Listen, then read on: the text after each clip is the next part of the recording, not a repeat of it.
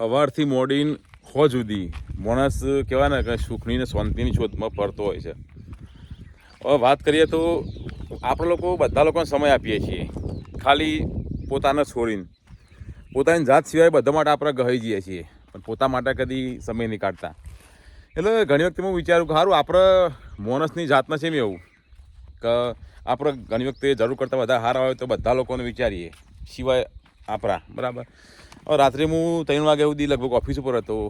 ઘરે જેવો 4 વાગે ઊંઘ્યો, સવારે લગભગ 11 વાગે પાછું ઓફિસ ઉપર આવી ગયો બરાબર. એટલે 4, 5 કે 6 કલાકની મોડ ઊંઘ હોય. લેપટોપ કે કોમ્પ્યુટર પર બેસવાનું થાય ને તો લગભગ ઊભું થવાનું થતું જ નહીં. સલંગ એક દાડી 5 કલાક 6 કલાક. પછી જ્યારે હોજનો સમય મળે ને ત્યારે પછી છેલ્લા હું હોય કે ના આવતા રંગા બરાબર. એટલે વિચારી લીધું જિંદગીમાં કે જો સુધી આપણી ઉંમર છે સરખી રીતે હરી પરીએ કે છીએ, પગમાં હાથોમાં પગ નહીં દુખાતા, ઘૂંટણ નહીં દુખાતું, કમર દુખાતી નહીં, તો બધી જિંદગીમાં થોડું ફરી લઈએ, થોડો આનંદ માની લઈએ.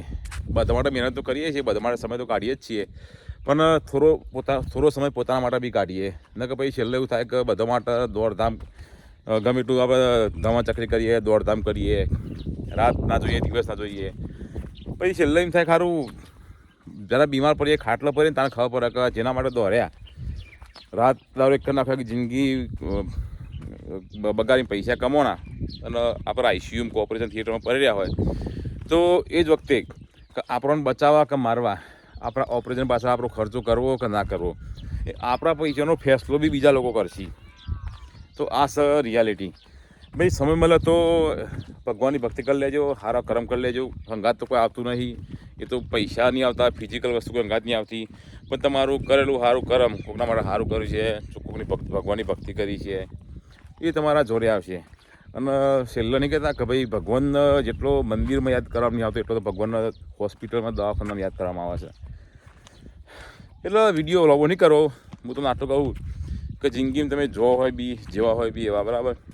ફરવા માટે એવું તો નહીં કે પૈસા બહુ બધા પૈસા જવું. તમે ગામડામાં રહેતા હોય તો કોઈક જગ્યાએ ખેતરમાં જતા રહેજો ફરવા, હોજનો ટાઈમ નીકળજો. ઘણા બધા લોકો તો એવા બી હોય કે જે આખો દાડો ખેતરમાં કામ કરતા હોય. કારણ કે હું ગામડામાં રહેતો એટલે ખેતી તો મેં એ કરેલી છે. એટલે મારે કહેવાનો મતલબ વગર કે તમે કોઈ જગ્યાએ જાઓ ના જાઓ, પણ થોડો ઘણો સમય પોતાના માટે કાઢી લેજો.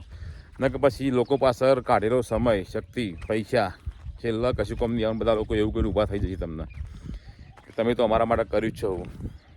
જોઈ લેજો. બાકી તો તમે સમજદાર છો, તમને બધી ખબર જ છે.